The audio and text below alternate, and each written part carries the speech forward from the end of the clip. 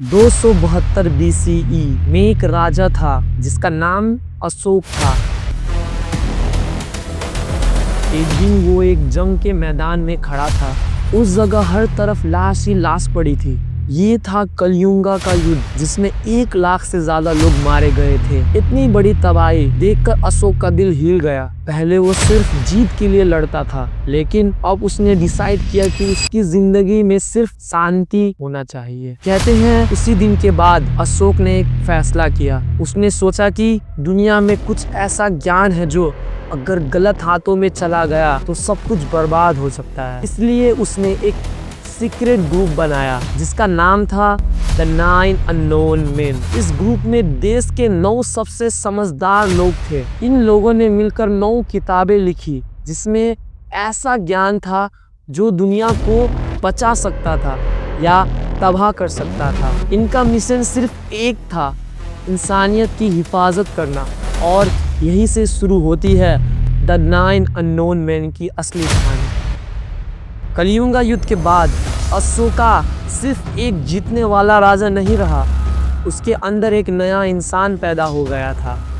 उसने तय किया कि अब वो जंग और खून से दूर रहेगा और शांति का रास्ता चुनेगा। लेकिन उसके दिमाग में एक और सोच चल रही थी। उसने महसूस किया कि दुनिया में कुछ ऐसा ज्ञान है जो अगर गलत लोगों के हाथ लग गया तो वो ज्ञान पूरा इंसानियत के लिए खतरा बन सकता है। अशोका ने एक राज भरा ग्रुप बनाया। ये एक छुपी हुई सोसाइटी थी जिसका नाम था द अननोन मैन। अशोका ने भारत के अलग अलग हिस्सों से 9 सबसे समझदार लोगों को चुना।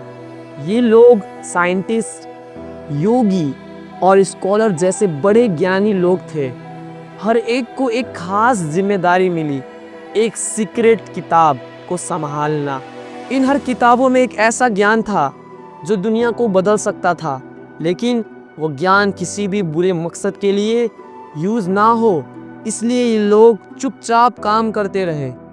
ये 9 लोग दुनिया के अलग अलग हिस्सों में घूमते रहे बिना किसी को अपना राज बताए। जब इनमें से कोई मर जाता तो उसकी जगह एक नया इंसान तय किया जाता जो वो किताब संभालता। इनका काम सिर्फ एक था, उस ज्ञान की हिफाजत करना और दुनिया को बचाए रखना। कोई इन्हें कभी देख नहीं पाया, लेकिन लोग कहते हैं कि हर जमाने में ये लोग छुपकर काम करते रहे और हो सकता है आज भी कर रहे हो। अशोका के बनाए हुए सीक्रेट ग्रुप के पास था एक सबसे बड़ा राज, 9 किताबें जिनके अंदर दुनिया के सबसे पावरफुल ज्ञान लिखे हुए थे। हर एक किताब एक अलग सब्जेक्ट पर थी और हर सब्जेक्ट इतना गहरा था कि अगर वो किसी बुरे इंसान के हाथ लग जाए तो दुनिया तबाह कर सकता था। अब सवाल ये है कि इन किताब में आखिर था क्या? पहली किताब इंसान के दिमाग पर कंट्रोल करने के तरीकों के बारे में थी। इसमें लिखा था कि कैसे एक आदमी या पूरा समाज को चुपके से कंट्रोल किया जा सकता है।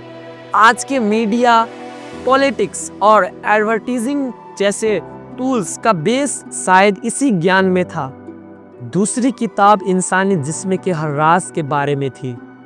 इसमें बीमारियों की इलाज, बॉडी के वीक पॉइंट्स और सीक्रेट टेक्निक थी जिसे कहते थे टच ऑफ डेथ। इसमें सिर्फ एक टच से किसी का दिल बंद हो सकता था। कहते हैं ये मार्शल आर्ट जैसे जूडो तक में लीक हो गया था। तीसरी किताब उन छोटी चीजों के बारे में थी जो आंखों से नहीं दिखाई देती, जैसे बैक्टीरिया, वायरस और इनका इलाज जब दुनिया को नहीं पता था। तब ये किताब वैक्सीन और मेडिसिन का फॉर्मूला बता रही थी।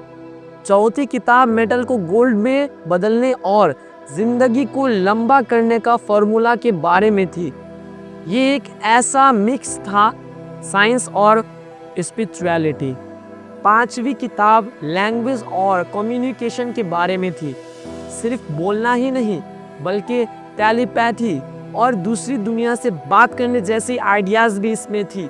कुछ लोग कहते हैं ये एलियन से कम्युनिकेशन तक की बात करती थी।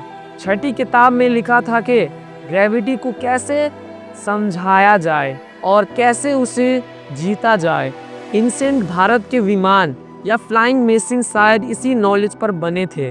सातवीं किताब रोशनी के पावरफुल यूज पर थी।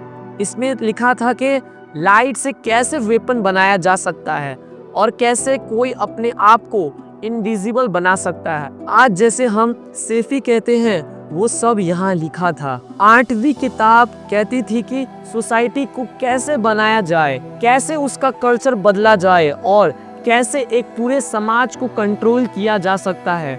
रूलर के लिए ये एक गाइड जैसी थी। और आखिरी नौवीं किताब सबसे खतरनाक थी, जिसमें लिखा था ऐसा वेपन और एनर्जी टूल के बारे में जो आज के न्यूक्लियर बम से भी ज्यादा पावरफुल हो सकता था। लेकिन ये ज्ञान दुनिया से छुपा दिया गया ताकि इंसान तब तक इसके लायक बन सके। ये 9 किताबें आज भी एक मिस्ट्री है। कोई नहीं जानता कि ये कहाँ है या अब भी किसी के पास है। लेकिन अगर ये कहानी सच है तो सोचिए, ऐसे ही राज जिनके पास सिर्फ 9 लोग का कंट्रोल हो, दुनिया का फ्यूचर बदल सकता है। हिस्ट्री के पेजेस में इनका जिक्र नहीं मिलता, लेकिन थ्योरीज, लेजेंड्स और वेस्पेयर तो बहुत हैं। एक कहानी कहती है कि पॉप सिल्वेस्टर ने अपने यूथ में इंडिया आकर 9 अननोन मैन से मुलाकात की थी। उसको दिया गया था एक टॉकिंग ब्राउन हेड जो हर सवाल का जवाब यस या नो में देता था, एक फ्यूचरिस्टिक एआई जैसा डिवाइस।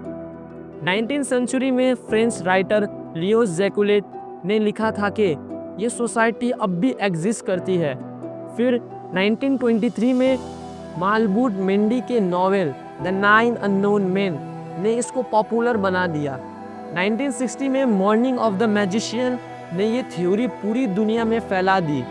कई लोग मानते हैं कि एंटीबायोटिक, ऑटोनोमिक साइंस और आर्टिफिशियल इंटेलिजेंस ये सब ब्रेक आउट शायद इन 9 की बुक से ड्रिप फीड हुई।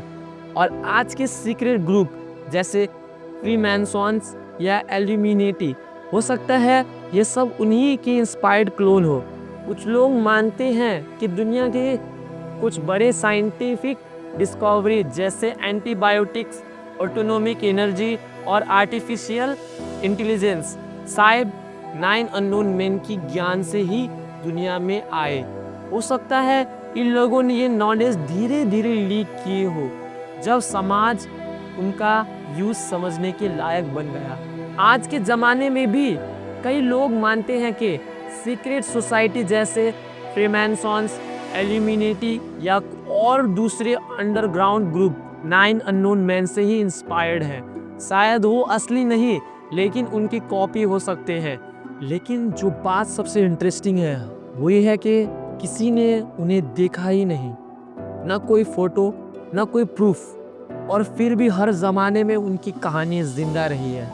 क्या ये सिर्फ इमेजिनेशन है या फिर ये लोग हमेशा से हमारे बीच रहे हैं, बस चुपचाप काम करते हुए? अब सबसे बड़ा सवाल ये उठता है, क्या 9 अननोन मैन वाकई एग्जिस्ट करती थी? क्या अशोका ने सच में एक ऐसी सीक्रेट सोसाइटी बनाई थी, या फिर ये सिर्फ एक कहानी है जो वक्त के साथ लेजेंड बन गई? हिस्ट्री के ऑफिशियल रिकॉर्ड में अशोका के बारे में काफ़ी कुछ लिखा मिलता है। उसके बनाए हुए पिलर्स और रॉक्स इंस्पिरेशन भारत के कई हिस्सों में है, लेकिन इनमें कभी भी 9 अननोन मैन का डायरेक्ट जिक्र नहीं है। इनका मतलब ये हो सकता है कि ये तो सोसाइटी में वाकई इतनी सीक्रेट थी कि उसका कोई रिकॉर्ड नहीं है, या फिर ये सिर्फ एक सोची समझी हुई इमेजिनेशन थी, एक कहानी जिसे लोगों ने बनाया, फिल्मिया और फिर उस पर यकीन करना शुरू किया। लेकिन अगर हम पुराने भारत के कुछ फैक्ट देखें तो ये कहानी इतनी अजीब भी नहीं लगती। जैसे ससवरुता ने 2000 साल पहले एडवांस सर्जरी के मेथड लिखे, विमान शस्त्रा जैसे टेक्स्ट फ्लाइंग मशीन का जिक्र करते हैं। आयुर्वेदा, एस्ट्रोनॉमी और मैथमेटिक्स में भी एंशिएंट भारत का ज्ञान आज भी हैरान करता है। तो क्या ये सब सिर्फ कोइंसिडेंस था, या फिर वो यही छुपाया हुआ ज्ञान था जिसे 9 अननोन मैन ने संभाल के रखा?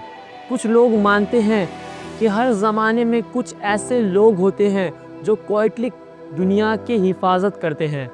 ना फेम चाहिए, ना नाम, सिर्फ एक मिशन, इंसानियत को बचाए रखना।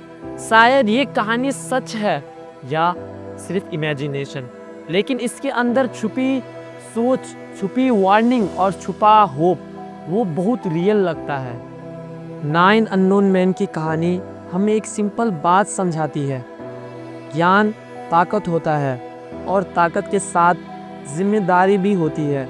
अशोक ने ये बात उसी वक्त समझ ली थी। उसने देखा था कि अगर पावरफुल नॉलेज गलत लोगों के हाथ लग जाए तो वो सिर्फ बना नहीं सकता, बर्बाद भी कर सकता है।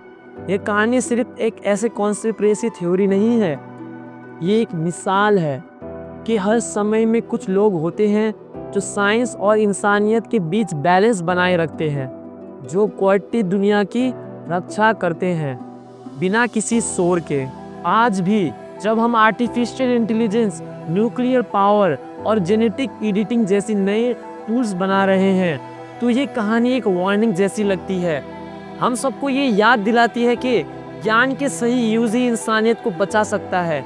और शायद इसी वजह से लोग आज भी चाहते हैं कि ये 9 अननोन मैन वाकई कहीं हो, कहीं छुपकर लेकिन पूरी ईमानदारी से अपना काम कर रहे हो। क्या ये लोग सच में एग्जिस्ट करते हैं या सिर्फ एक पुरानी कहानी है? शायद कुछ राज वाकई इस दुनिया में हमेशा के लिए छुपे रहने के लिए होते हैं, क्योंकि कुछ जवाब कभी मिलने के लिए नहीं होते। Because some answer are meant to stay unknown. ऐसे ही और मिस्ट्री कहानी और क्राइम रिलेटेड स्टोरी जानने के लिए आप हमें सब्सक्राइब करें और लाइक ज़रूर करें।